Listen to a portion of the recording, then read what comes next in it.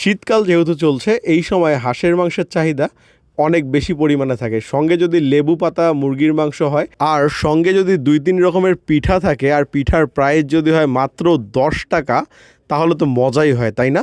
আজকের ভিডিওটা কিন্তু এইরকমই কিছু একটা বিষয় নিয়ে হবে, যেখানে আপনি হাঁসের মাংস, মুরগির মাংস সঙ্গে বিভিন্ন রকমের পিঠা, লুচি এসব খেতে পারবেন।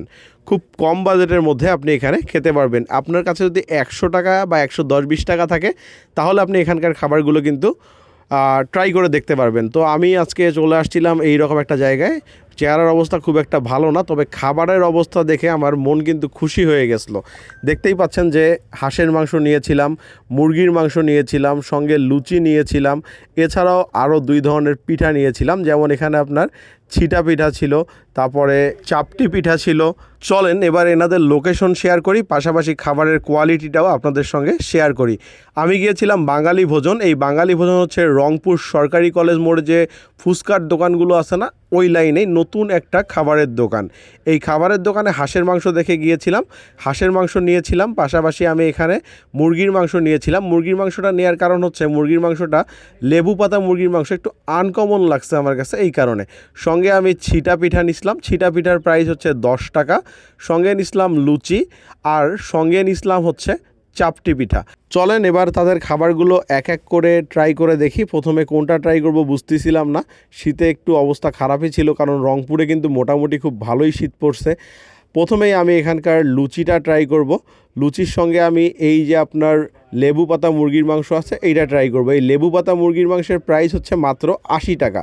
এই লেবু পাতা দিয়ে এই মুরগির মাংসটা রান্না করা হয়, এই কারণে এটার নাম হচ্ছে লেবু পাতা মুরগির মাংস। তো চলেন লুচি দিয়ে একটু এখানকার যে গ্রেভি আছে আর আলু আছে এইটা একটু মুখে দিব। এখানে 2 পিস আলু পাইছি, 3 পিস মুরগির মাংস পাইছি। ভাই রে, প্রথমবার যখন আমি এটা মুখে দিছি, এখান থেকে লেবুর একটা স্ট্রং ফ্লেভার আমার মুখে আসতেছিল, যেটা আমাকে সত্যিই খুব ভালো লাগছে। কারণ এই ধরনের মুরগির মাংসের রান্না আমরা সচরাচর রংপুরে কিন্তু দেখি না। আরেকটু লুচি দিয়ে ট্রাই করব, ট্রাই করে দেখি আসলে খেতে কেমন লাগে। প্রথমবারের মতোই স্বাদটা আমার কাছে ভালো লাগে কিনা, কারণ হচ্ছে যেহেতু লেবুর টক ছিল, সেই টকটা কিন্তু মুখে খুব ভালোভাবেই লাগতেছিল। আমি নেক্সট টাইমে যখন মুখে দিছি আমার কাছে সেম জিনিসটাই লাগছে।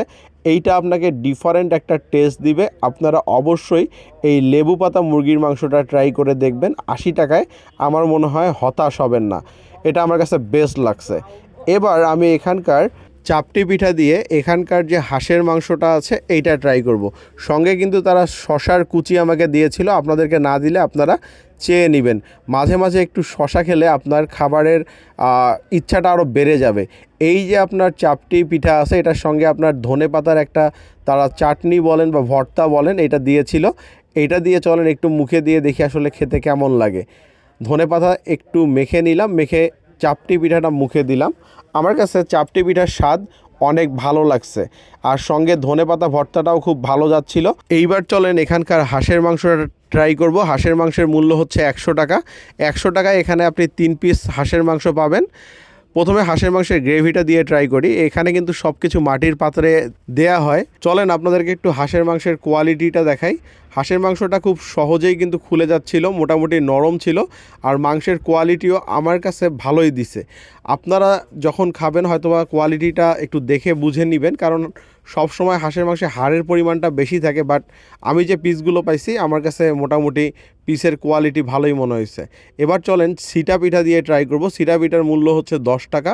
সিটা পিঠা দিয়ে হাঁসের মাংস, এই জিনিসটা রংপুরে খুব একটা কিন্তু পাওয়া যায় না, এবং এইটা একসঙ্গে সত্যি খেতে অসাধারণ লাগে। হাঁসের মাংসটা অন্যান্য জায়গায় যে ধরনের রান্না হয় ওই রকমই হাঁসের মাংসের কোয়ালিটি ভালো বলা যায়। সব মিলে ছিটা পিঠা দিয়ে হাঁসের মাংস ট্রাই করবেন এখানে গেলে, আর লেবু পাতা দিয়ে চিকেন যেটা, এটাও ট্রাই করে দেখবেন। আমার মনে হয় যে ভালো লাগবে।